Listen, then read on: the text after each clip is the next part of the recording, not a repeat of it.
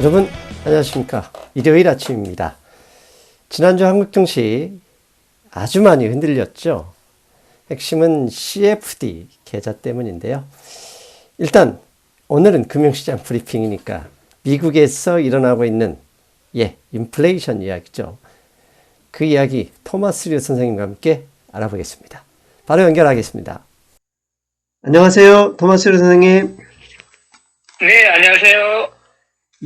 이번 주 시장은 10년 만기 채권금리, 인플레이션 기대치 이 두 가지가 증시에 악재로 작용하는 모양새다, 이렇게 결론 낼 수 있겠습니다. 일단 금요일, 즉 한국 시간으로는 토요일 새벽에 마감됐던 금요일 시장을 포함해서 지난주 시장, 어차피 이 말씀이겠지만 다시 한번 정리 부탁드리겠습니다. 네, 간단히 결론만 말씀드리면은 작년 3월 증시 대폭락 그 바닥에서부터 계속 되어진 그 불마켓 있잖아요.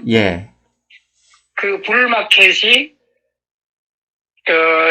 미국으로서는 이제 이번 주 월요일 그로부터 지금 작년 3월로부터 계속 이어왔던 그 성장주에 대한 그 투자 패턴, 거기서 완전히 이제는 한 방향이 바뀌어가는, 새로운 방향으로 투자 패턴이 바뀌어가는 그 변곡점이었다, 이렇게 말씀드리고 싶어요. 이제 이유는 말씀하신 대로 그 10년물 국채금리, 작년 3월 이후로는 우리가 국채금리에 대해서는 우리가 염려를 전혀 안 했잖아요. 맞습니다. 완전 0%, 거의 0% 금리에다가 연준은 전혀 그런 생각조차 안 했던 그런 환경이었으니까 우리는 그냥 무조건 성장주만 따라가면 됐었어요. 근데 이제 미국 10년물 국채금리 1.25 내지 1.3% 정도면은 증시가 조금 겁먹기 시작할 것이다, 이런 얘기 우리가 벌써 한 몇 달 전에 한번 얘기했던 바 있거든요. 이제 현실로 다가와서 이번 주에 미국 증시에서 10년물 국채금리가 1.25, 1.3%를 찍으면서 조금씩 변화하더니까 1.3%를 넘어가려고 하니까 이제 완전히 큰 변화가 일어나는데, 지금까지 그 투자자들이 많이 몰리고 또 주식 상승도 강하게 상승해왔던 소형 성장주, 이것이 이제 타격을 한번 받았고요. 그 다음에 그 바이든 대통령 그 당선 전후로 시작해서 지금까지 또 이어져 왔던 그 우리가 재생에너지, 이쪽에 왔던 그 주식들도 타격이 상당히 컸죠. 그래서 결론은 뭐냐면은 이 부채 비율이 높은 소형 성장주, 특히 이제 재생에너지 쪽은 부채 비율이 어마어마하죠. 그런 회사들이 국채 금리가 올라가면서 이제 시장 금리도 같이 올라가니까 결국은 이런 부채 비율이 높은 이런 소형 그 기업들은 결국 나중에 현금 운용에서 이제 힘들어질 뿐만 아니라 현금에서 이자 그 지출 부분이 늘어나면서 결국 그 기업의 자금 운용 및 순이익을 깎아먹을 수 있다, 이런 이제 새로운 패턴이 생긴 거거든요. 그래서 이번 주 들어와서 확연히 이런 소형 성장주 쪽은 약세로 가고, 그 대신에 반면에 대형 그 전통 가치주 이쪽은 강세로 간 그런 뚜렷한 현상이 이제 벌어진 거죠. 우리 시청자 여러분들께 잠깐 이해를 돕기 위해서 정리하자면, 최근에 채권금리가 상승하면서 빅테크 성장주, 그 다음에 소형 스몰캡 성장주들이 주가 하락을 맞이하게 됐습니다. 그렇다면 성장주가 왜 금리 상승에 민감할 수밖에 없냐 그러면, 성장한다는 얘기는 에너지가 많이 필요하다는 얘기입니다. 그래서 즉 기업이 성장하려면 투자가 많아져야 되고, 쉽게 말해서 아마존 같은 경우 아직도 끊임없이 투자를 하거든요. 최근에 애플도 그 채권 발행을 많이 했고요. 이런 걸 볼 때 성장을 위해서는 돈이 필요하고 돈은 곧 금리에 민감할 수 없기 때문에 성장주들이 금리 인상기에는 증시 상승에 제한을 받고 반대로 가치주는 이미 성장이 끝났고 투자가 제한적이기 때문에 금리 상승에 덜 민감합니다. 그래서 뭐 통신주나 그 다음에 전력주, 이제 유틸리티라고 하는 이런 주식들은 오히려 금리 상승기에 주가가 좀 더 안정적이죠. 그렇기 때문에 최근에 나스닥 대형 이 빅테크 기술주와 스몰캡의 이 나스닥 기술주들이 하락했고, 그 다음에 방금 선생님께서 말씀하신 재생, 클린에너지 분야도 지금 당장 수익이 나진 않습니다. 왜냐하면 향후 성장성이 있기 때문에 투자가 계속돼야 되고, 최근의 주가 상승은 그 미래에 대한 기대 수치만 따라갔을 뿐 이 성숙기처럼 성장이 끝난 거 아니거든요. 그러니까 당연히 금리에 민감할 수밖에 없다. 이렇게 뭐 보면 되겠죠, 선생님? 네네. 특히 이제 재생에너지 쪽은 사실 이 재생에너지가 지금 테마주로 해서 주가 상승이 상당히 많이 상승해 왔지만은 그 펀더먼털을 볼 때는 이 자금력이 대단히 약하거든요. 예. 말씀하신 대로 뭐 수익 내고 있는 회사도 거의 없는 상태고, 지금도 계속 스탁 오프닝 하면서 증자를 하고, 채권 발행하고 계속 이제 돈을, 이제 레이징하는 그런 단계에 있기 때문에 이런 회사들은 이제 금리가 높아지면은 가장 취약할 수밖에 없죠. 그래서, 제가 볼 때는 월가의 큰 손들부터 그동안 많이 상승해왔던 재생에너지 이쪽에서 프로핏 테이킹하는 그런 모습이 확연히 보이고 있습니다. 예. 이러한 흐름은 목요일입니다. 목요일 미국의 1월 소매 판매 리테일 세일즈가 발표되면서 좀 더 심해졌었습니다. 근데 소매 판매가 예상치를 거의 4배 이상 넘어설 정도로 큰 폭의 상승이 있었는데, 그 이유를 보니까 12월 달에 이제 9천억 달러 이제 부양책하면서 각 가정에 600달러 캐시가 이제 수표로 지급됐잖아요. 그래서 이 돈을 1월 달에 집중적으로 사용한 효과였다, 이렇게 해석을 했는데, 이번에 지금 3월 달에는 분명히 1.9조 달러의 부양책이 나오면 그보다 훨씬 큰 금액이 지급될 것이고, 그러면 금리 상승은 좀 더 빨라질 수 있다, 이런 논쟁이 시작되면서 수목금 이렇게 증시가 상당히 약세를 보였거든요. 현재 이런 네. 그 논쟁은 뜨거운데 월가에서는 이 논쟁을 어떻게 해석하고 있나요? 지금 이제 논란의 중심은 10년물 국채금리 상승 이 곡선이거든요. 예. 지금 우리가 보기에도 상승세가 지금 상당히 빨리 지금 진전되고 있고, 예.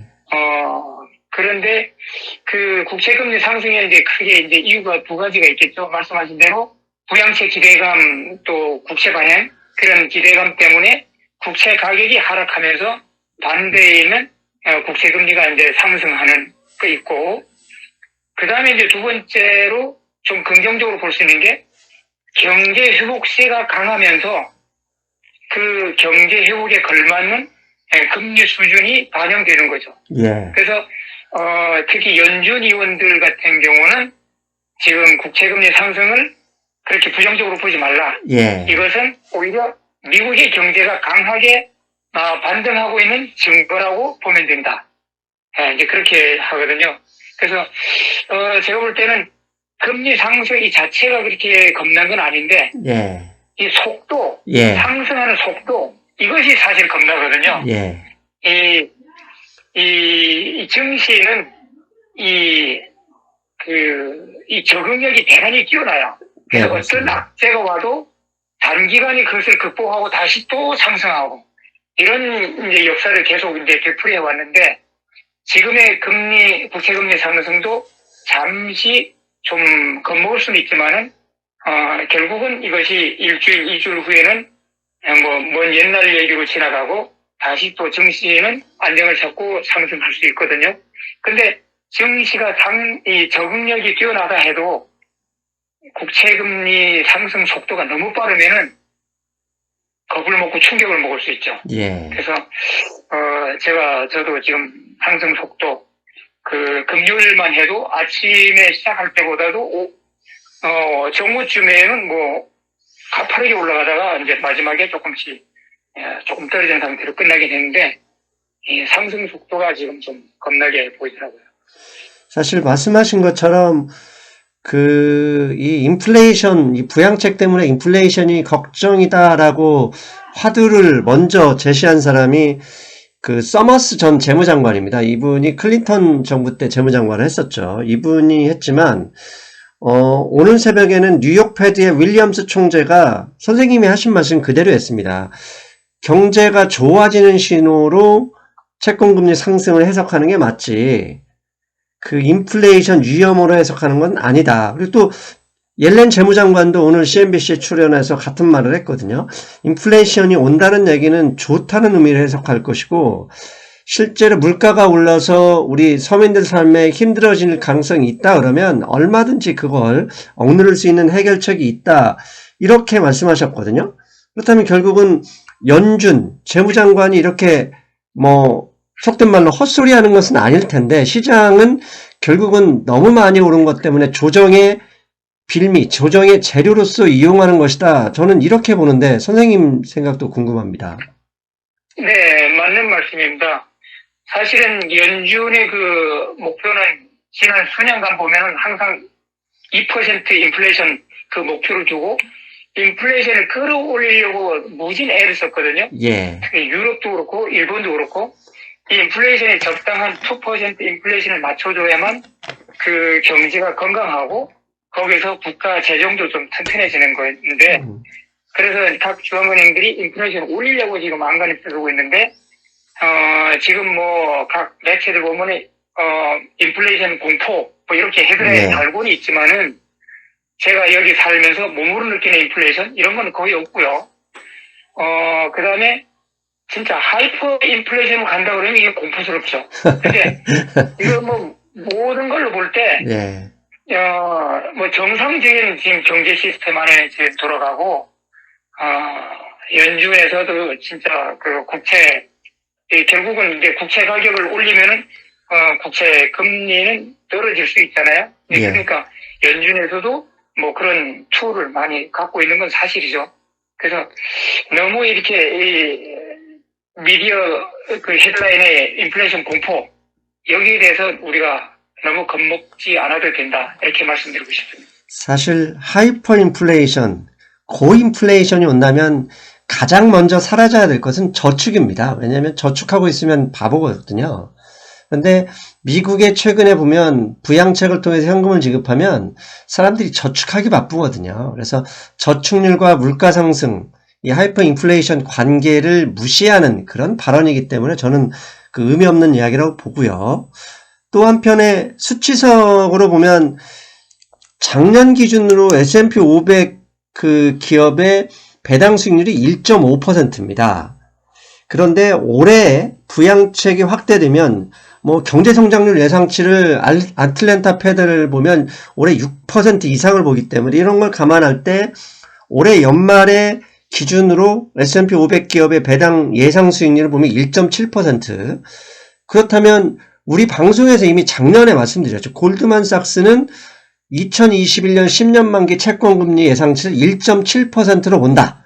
그런데 상반기는 1.5, 하반기 1.7이었는데 지금 2월도 안 됐는데 1.34이기 때문에 너무 가파르게 올라가는 거에 대한 걱정인 거지 1.7%까지는 주가, 이 증시에 큰 영향이 없을 것이다. 이렇게 봐도 되는 거 아닙니까? 네. 그래서 지금 월가에서는 2021년에 미국의 GDP가 6.5% 정도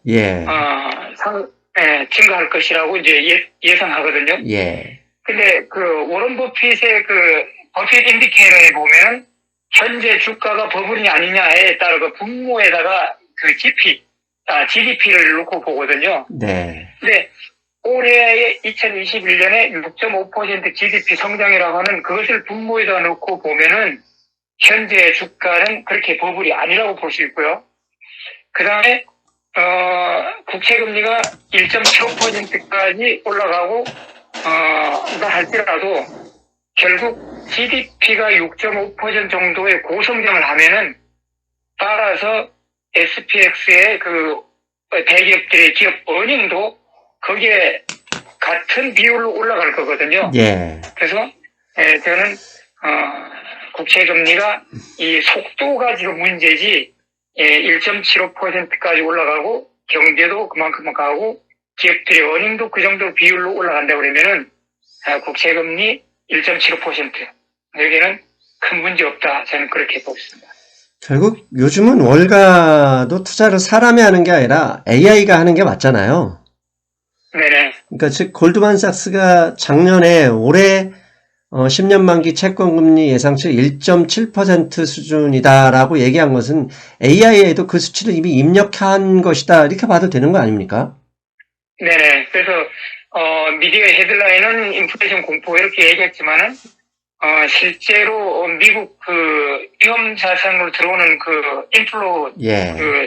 돈은 어마어마한 이번 주에도 또 예. 기록적으로 또 들어왔거든요. 예. 그래서 그런 거를 볼 때 이 국채금리 상승 속도 여기에 따라 갖고 월가의 큰 손들이 포지션 조정은 할지언정 증시 자체에 대해서 끝났다 상승 끝났다 이렇게 단정적으로 짓지 않는 것은 확실하게 보입니다. 예. 알겠습니다. 결국은 중요한 건 채권 금리가 올라가는 게 그게 아니라 이 채권 금리의 상승 속도. 왜 사람이 여름 지나서 바로 겨울 오면 다 감기 걸리잖아요. 가을을 지나서 와야 되는데 갑자기 가을을 지나지 않고 바로 겨울이 오려고 하는 이 속도의 문제인데, 그 속도의 문제는 골드만삭스의 작년 리포트를 보면 6월까지 1.5%라는 예측치를 이미 제공했기 때문에 6월 이전에 1.5%를 넘으면 사실 증시가 큰 조정이 올 수도 있다. 그것만 감안하면 되지 않을까 싶어요. 네, 그래서 지금 오히려 우리가 와치해야 될 것은 이제 백신 접종 속도, 그 다음에 코로나 바이러스 베리언트 있잖아요. 예. 변이종. 예. 예, 변이종이 백신이 어떻게 잘 먹혀 들어가는지, 이제 그런 거 이제 우리가 걱정해야 되고, 그래서 지금 사실 증시에서는 지금 제가 볼 때는 국채금리 상승 속도 이 외에는 악재라고 찾아볼 수가 없는 아주 호재만반한 증시 환경입니다. 예. 근데, 이제 포지션 조정은 우리가 이제 분명히 염두에 둬야 되는데, 그래서 국채금리 상승, 이것은 결국은 우리 투자자 입장에서는, 소형 성장주보다는 전통 가치주. 그러니까 컨택트주라고 그러죠, 우리가. 예. 그래서, 지금 경제, 리오픈이 계속되고 있기 때문에 결국은 우리가 먹고 입고 타고 여행 가고 이런 전통 가치주 집 바깥에 있는 거 그런데 우리가 포커스 둘 수 있고요. 그 다음에 이제 월가에서는 또 앞으로 올해 남은 기간 많이 성장할 수 있는 데가 오일 에너지 쪽이다. 그래서 우리가 투자 포커스도 너무 소형 성장주 재생에너지 이런 데보다도 조금 더 다변화시켜갖고 가치주 쪽에도 좀 시선을 돌릴 필요 있다. 그렇게 말씀드리고 싶습니다. 사실 우리가 자주 언급하는 토마스 류 선생님이 아닌데 제가 멤버십 게시판에 톰리 선생님 이야기를 하면 자꾸 헷갈리시는 것 같더라고요. 톰리 선생님이 말씀하시는 에픽센터, 그게 결국은 가치주 얘기하잖아요. 그리고 지난주에는 워런 버핏의 버크셔 해스웨이가 작년 연말에 비밀리에 산 주식이 뭐냐 이렇게 찾아보니까 버라이즌과 쉐브론이었지 않습니까? 네네. 그러니까 결국 워런 버핏도 그동안 최근에 이제 투자를 계속 안 하다가 작년 연말에 이 가치주 위주로 주식을 많이 샀다. 이런 건 결국은 경기 회복, 경제 회복 관련주로 배팅을 한 것이다. 이렇게 봐도 되지 않을까요? 네네. 사실은 워런 버핏 영감님께서 이제 작년에는 이제 헛발 많이 했죠. 예. 항공주에다가 상당히 큰 포지션 배팅했다가 항공주 뜨기 직전에 다 팔아치우고 또 후반에 금 가격 시세 없는데도 불구하고 쫓아가서 금광에다 또 대거 투자하고. 그런데 역시 그분은 이제 가치주 투자자인데 그래도 이번에는 쉐브론 뭐 이런 쪽에 가치주에 제대로 투자한 것 같다고 생각됩니다. 예, 알겠습니다. 그리고 또 이제 채권이나 물가 상승 이야기는 이 정도로 마무리하고 또 이제 우리 시청자분들 특히 한국 투자자분들이 요즘 가장 관심 있게 주목하고 있는 분이 캐시우드 여성분이죠. 그 여자 사장님인데 아크 인베스트먼트가 연일 화제입니다. 어느 정도 화제냐면 오늘 새벽에 아크 인베스트먼트가 플랜티어라는 주식을 좀 샀다 이 말에 그냥 당장에 15%가 급등을 했습니다. 그리고 이 캐시우드 이분 아크 인베스트먼트가 주목을 받았던 게 테슬라를 투자한 것인데 이번 주에도 테슬라를 8만 주를 샀다 뭐 이런 이야기를 하고 있거든요. 그렇다면 앞에서 말씀드린 이제 워런 버핏 선생님이나 조지 소로스 뭐 켄 피셔 이런 분들이 1세대라고 하면 이 캐시우드 이런 분이 이제 2세대로 화려하게 등장하는 것이다 이렇게 봐야 되는 건가요? 네, 맞습니다. 그래서 말씀하신 대로 이제 아크의 캐시우드 이분이 참 그 생각 자체가 참 참신하고 혁신적이거든요. 예. 이제 그러다 보니까 이분이 투자하는 기업들도 혁신적이고 창조적 기업, 또 시장을 교란할 수 있는 그 종목. 지금 나쁘게 말하면 교란이지만 좋게 말하면은 파괴적 창조죠. 새로운 이제 혁신적인 이제 기업들에게 이제 투자해서 유명세를 타고 작년 한 해 한 140%인가? 예. 실적이 대단했었어요. 네. 물론 뭐 3월 폭락장에서부터 올라왔으니까 지나간 얘기는 그렇지만 누구든지 그 정도 아무데나 꽂아놔도 100%는 먹었던 작년이었지만은 하여튼 실적이 좋았죠. 근데 이분이 투자하는 종목마다 이제 상승을 계속하고 이제 이 펀드의 실적이 좋다 보니까 이제 유명세를 타게 된 거예요. 예. 그래갖고 미국이든지 전 세계로부터 이 아크 펀드에 대한 투자금이 물밀듯이 들어와요. 그래서 지금까지 아크 펀드가 참 잘해왔는데 이제 문제가 이제 생긴 건데 문제가 무슨 문제냐면은 전 세계로부터 투자가 물밀듯이 들어오는데 이 어마어마한 돈을 투자할 만한 주식이 없는 거예요. 왜냐하면 작년 3월에서는 아무 데다가 그냥 집어넣으면 됐거든요. 그렇죠. 지금은 증시가 상당히 지금 고점에 와 있잖아요. 네.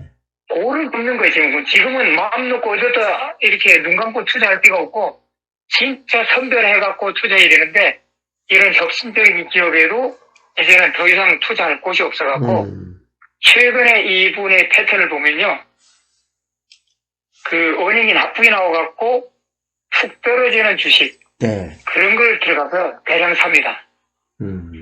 그래서 결국은 이 예전에는 이제 펀더먼털에 이제 기초해갖고 이 혁신적인 기업에다 투자했는데 지금 요 최근에 그 모습을 보면은 혁신적인 기업은 더 이상 투자할 곳이 없으니까 더 이상 미국 증시에 매일 수십 개 수백 개 새로 생겨나는 기업들도 없으니까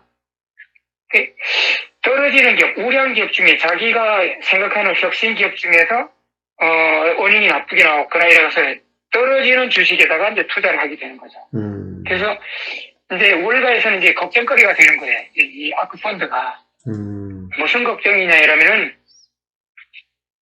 이 아크 펀드가 이제 투자할 만한 주식 찾기가 힘들다 보니까 펀더먼털을 이제 제외하고 이제 차트 분석으로 이제 가게 되고 근데 만일 이 아크 펀드가 작년 3월 같은 증시 대폭락장이 만일 돌아온다고 그러면은 이 아크 펀드의 어마어마한 이 자금과 이 투자분 이것을 어떻게 할 수가 없어요.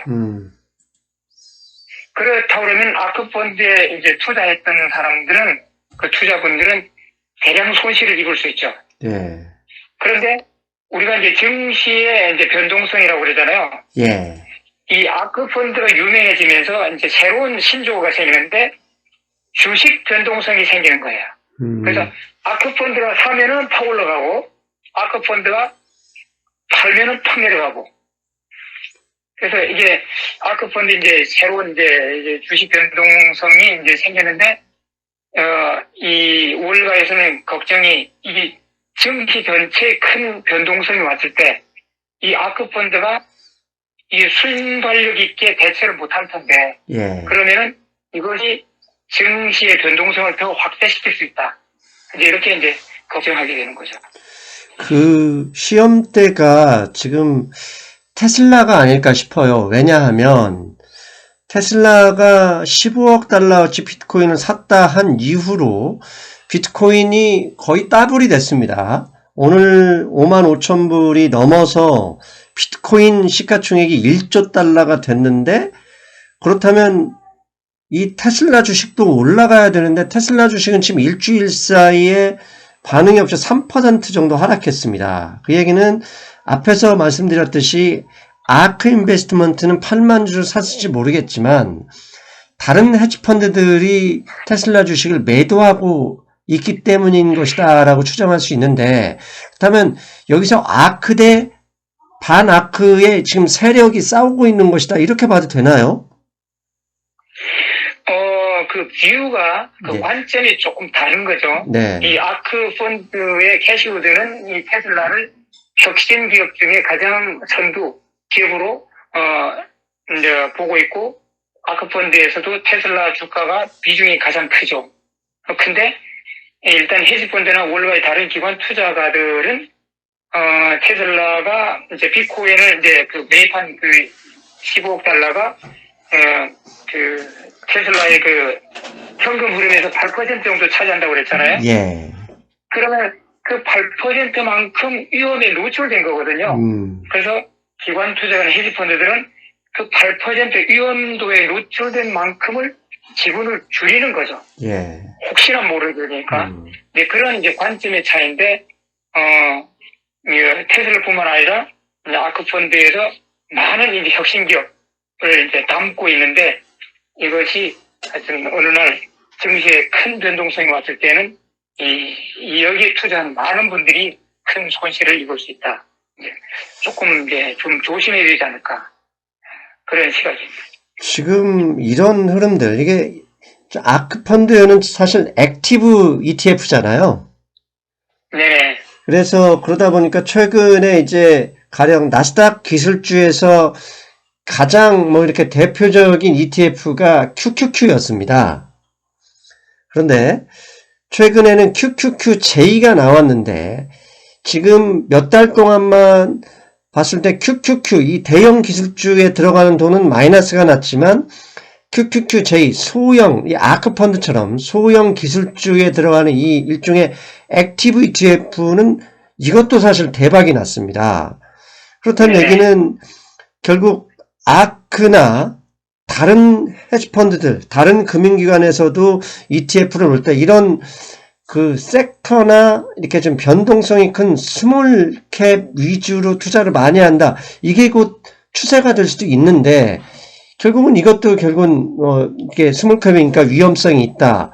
그러면 지금 한국 투자자분들이 아크나 UVXY 이런 데에 투자 엄청 하고 있거든요. QQQJ도 마찬가지고. 이렇게 투자하시는 분들한테는 어떤 조언이 필요할까요? 그래서 이제 이번 주에 이제 그 화요일 날인가? 수요일 날인가? 미국에 이제 그 소형 기술주들이 이제 급락을 했잖아요. 예. 그날에 사실 그 증시 인덱스, 나스닥이나 뭐 다우나 S&P나 그 인덱스 자체는 뭐 그렇게 많이 하락을 안 했는데, 아크펀드는 그날에 평균 5%는 10% 하락했어요. 이것이 이제 분명하게 이제 우리가 이제 시사하는 바가 있거든요. 예. 그래서 이제 국채금리가 상승하면서 이제 전체 시장 흐름은 대형 전통 가치주 쪽으로 가잖아요. 네. 그런데 아크펀드는 소형 혁신적인 주에다가 많이 투자한다고요. 그러다 보니까 아크펀드의 실적이 앞으로는 좀 저조할 수도 있고, 만약 증시가 급변했을 때는 아크펀드의 손실이 이제 커질 수 있죠. 예. 최근에 제가 이제 미디어를 보면은, 이제 한국 사람들이 미국 주식에 어디에 많이 했는가, 이제 탑 10 그 리스트가 이제 있어요. 매일매일 그 업데이트 되거든요. 예. 제가 거기서, 물론 아크펀드에 이제 탑 10에 들어간 거는 제가 뭐 거의 당연하게 봤는데, 그 탑 10 리스트 안에 UVXY가 들어있더라고요. 그걸 보고 제가 깜짝 놀랐어요. 아, 이건 어떤 ETF입니까? 이거는 그 증시가 큰 하락을 하거나 네. 증시에 공포감이 왔을 때 이제 이게 올라가는 거죠. 아, 일종의 인버스네요. 그렇죠. VIX 있잖아요. 네. 증시 공포에 VIX를 옵션 상품으로 만드는, 그러니까 이 옵션이 연동돼서 주식처럼 매매할 수 있게 만든 게 UVXY예요. 예. 그러니까 몇 배짜리입니까, 이거는? 이거는 뭐 몇 배짜리라고 정의할 수는 없는데 대단히 이제 위험한 거고요. 네. 그 위험한 게 왜 그러냐면은 VIX가 지금 미국 증시 역사를 쭉 보면은 평화로울 때는 이제 20 미만과 그 11 정도와 20 그 미만에서 계속 놀거든요. 근데 작년 이제 2월, 3월 같은 경우는 이게 막 80까지 올라왔었죠. 네. 근데 만일에 이제 여기 UVXY에 투자한 한국 분들이 만일에 미국 증시가 고점에 도달했고 폭락할 것이라고 하는 판단에 의해서 이걸 샀다 그러면 이게 맞을 수 있어요. 근데 만일에 증시가 지금 현재 수준에서 상승도 안 하고 큰 하락도 없이 횡보를 계속할 경우 그러면 UVXY는 어떻게 되겠느냐, 이게 중요하거든요. 예. 증시가 횡보 내지 증시가 평화로운 상태, 증시가 상승을 안 하고 하락도 안 하지만은 증시 분위기 자체가 평화로운 상태를 계속하면요, UVXY는 지속적으로 하락합니다.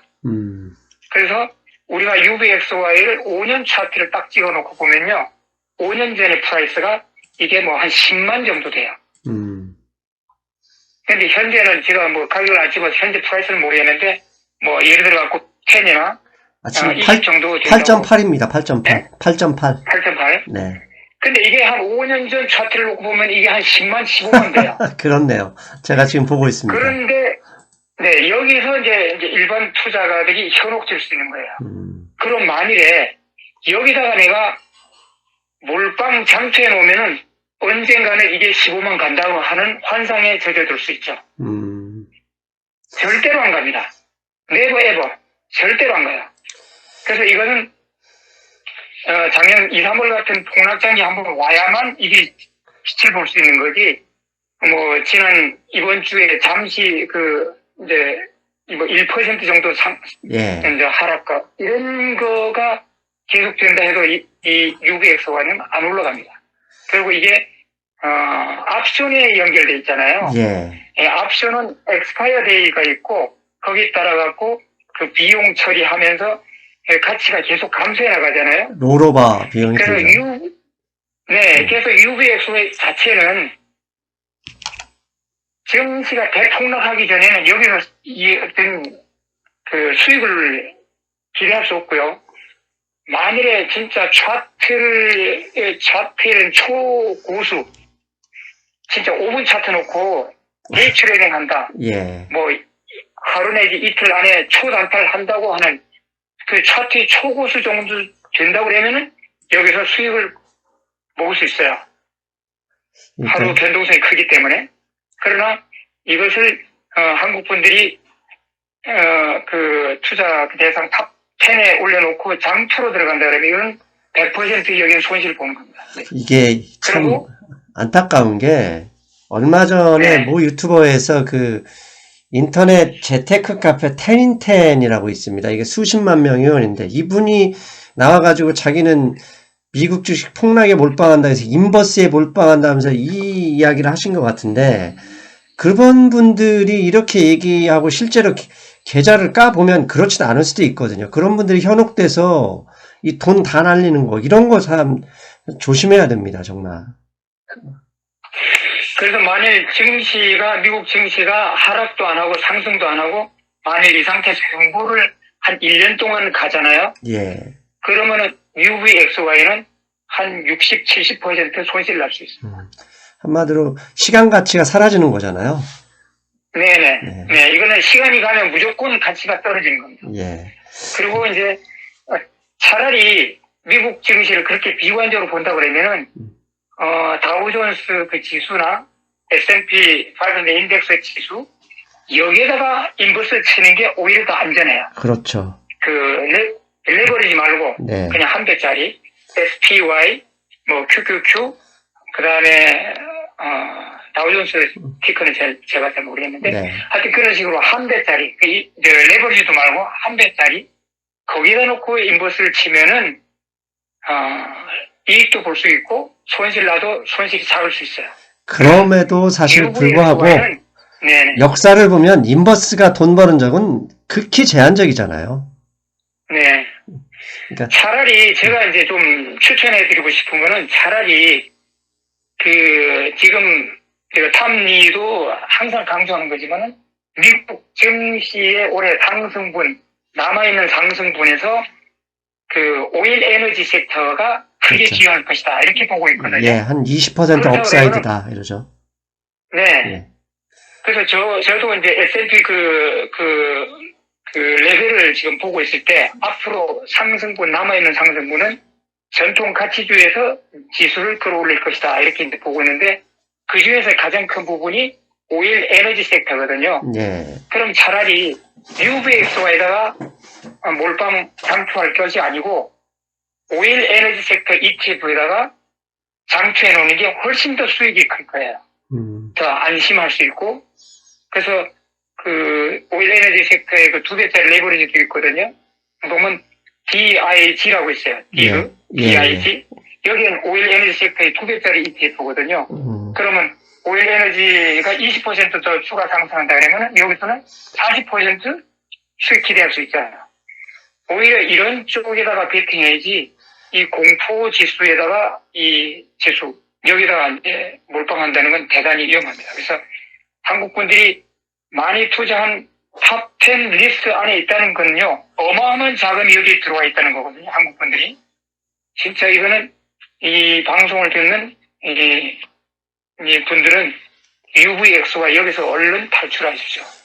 진짜 후에 막혀갈 겁니다. 작년 3월에 이 WTI 옵션 선물했다가 그거 보셨잖아요. 상장 폐지돼 버리는 거. 네. 사실 네. 그런 위험이 있으니까. 그 다음에 또 여기서 지금 선생님께서 말씀하신 것은 진짜 고수익 올려 그런 거 할 바에야 차라리 오일 ETF, WETF에 올려보자. 이런 것이 그거 투자라는 것은 아닙니다. 그 점 오해 없도록 하시고요. 또 잠깐 텍사스 이야기를 안 할 수가 없습니다. 텍사스 하면 사막 생각이 나는 이 뜨거운 도시인데 이쪽에서 아주 난리가 났습니다. 폭풍우가 몰아치고 삼성전자 오스틴 공장이 문 닫을 정도로 뭐 정전, 그 다음에 뭐 대규모 수도관 동파로 인해서 물이 안 나오는 거죠. 그래서 오늘 새벽에는 일부 이제 시설이 회복이 됐지만 물은 끓여 먹어야 된다. 이런 경고를 계속 미국 정부가 날리고 있었어요.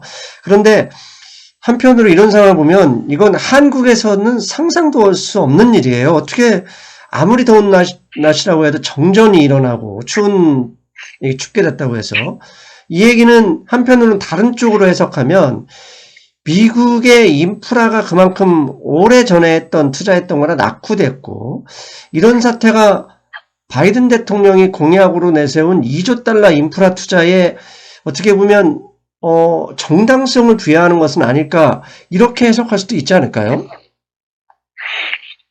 네, 맞는 말씀입니다. 근데 이제 텍사스주는 이제 미국의 가장 남부에 이제 위치해갖고 한국으로 말하면 제주도 급이거든요. 그래서 가장 이제 남부에 위치해갖고 여기는 추위를 모르는 고장이에요. 근데 그 기상 이변으로 인해갖고 여기 이제 폭설이 내리고 온도도 엄청나게 지금 추워진 거죠. 네. 그래서 진짜 수백 년 동안 추위에 대해서 대비를 안 해왔던 이 따뜻한 이 고장이 갑자기 한파 폭설이 몰아치니까 여기에 대해서 속수무책인 거예요.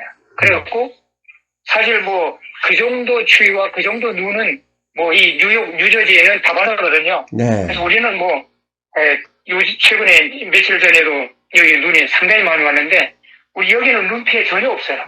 항상 우리는 대비를 잘해왔기 때문에. 근데 그 따뜻한 고장이라 갖고 이제 큰 역풍 맞았는데, 사실은 우리가 이제 투자자 입장에서는 텍사스주가 이제 말씀하신 대로 이제 인프라가 이제 미국이 허술한 거, 미국 자체가 사실 허술해요, 모든 게. 한국처럼 행정 이력이라든지 뭐 지방 인프라 뭐 이게 대단히 엉성합니다.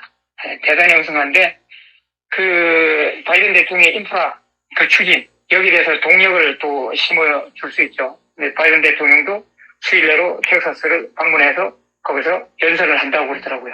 뭐 틀림없이 인프라 당위성에 대해서 이제 역설할 거예요. 그리고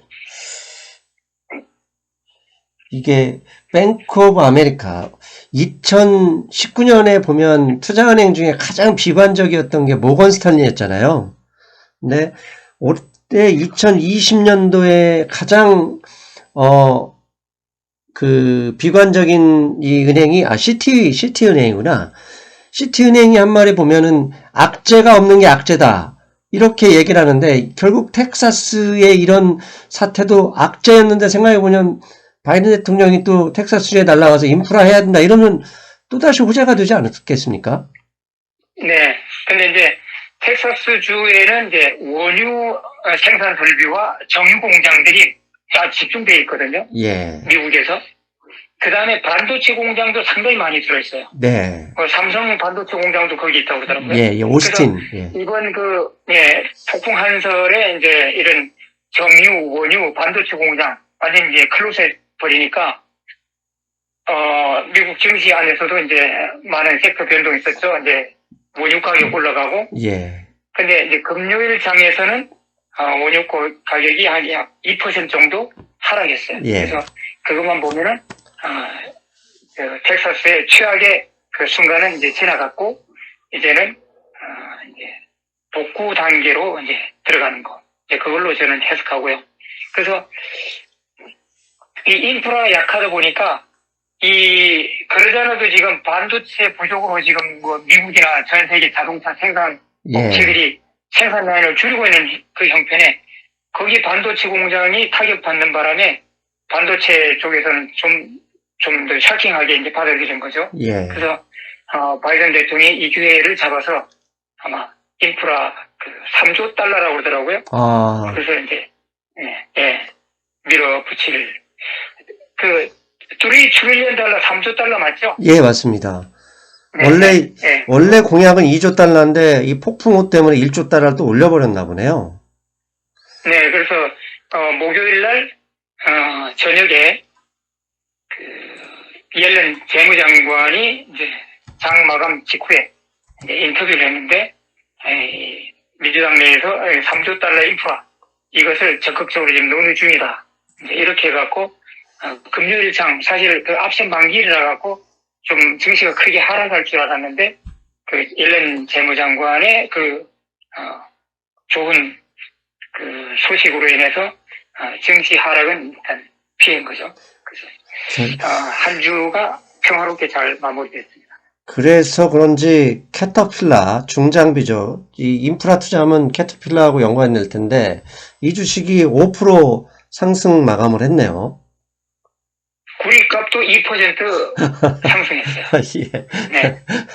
결국 참 호재란 호재를 계속 찾아서 움직이는 증시인데 선생님 벌써 우리가 40분이 넘었는데 자, 이 골드 채권금리 상승으로 골드 가격 계속 하락이 이어지고 있어요. 자, 이 부분에서는 하락이 깊어지고 있는데 이거 반등 가능성은 없겠습니까? 뭐 기술적인 반등이라도 나올 수 있는 여지가 좀 있어 보이긴 하는데. 네, 뭐 안전자산은 아니지만은 달러와 대척점에 있는 것이 이제 주로 금이잖아요. 예. 그 다음에 이제 최근에 새로 뜬 비트코인. 예. 근데 비트코인은 안전자산으로 또 달러에 그 대신할 수 있는 상품으로 인정받아갖고 하늘로 날아가는데 그 눈에 보이지도 않는 이제 현재 실생활에서 써볼 때도 없는 비트코인을 하늘로 날아가는데 손에 잡히는 금덩어리. 얘는 왜 안 올라가냐고요. 저도 참 답답하게 보고 있습니다.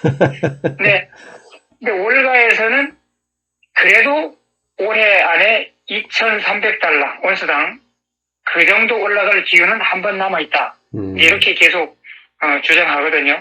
근데 저는 현재까지는 이제 위험 자산이 이제 이렇게 선호도가 높기 때문에 결국 상대적으로 이제 일면을 받고 있는데 결국 키 포인트는 달러화가 초약세로 갈 것인지 이제 그것이 이제 지금 키 포인트인데 제가 예상하는 거는 이제 지금 최근에 이제 달러화가 이제 수평 횡보하고 있잖아요. 예. 여기서 이제 다음 주말에 이제 1.9조 달러짜리 구형체계 의회 사무소 통과 예정이라고 그러더라고요. 이제 민주당에서 밀어붙이고 그다음 그 이후에 이제 3조 달러짜리 인프라까지 하면은 결국은 달러 약세 여기서 금은이 좀 수혜를 받지 않을까. 그러나 저는 큰 기대는 안 하고 있어요. 그래서 저는 이제 회원들에게 포지션을 이렇게 늘리지 말고 조금 있는 상태로 그냥 유지해라. 이렇게 공고하고 있죠. 지금 금 차트를 보면 50일 이동평균선이 200일 이동평균선 밑으로 떨어진 이걸 데드크로스라고 하거든요. 한마디로 금은 다 올랐어. 베어마켓이야라고 차트는 얘기하고 있어요, 사실.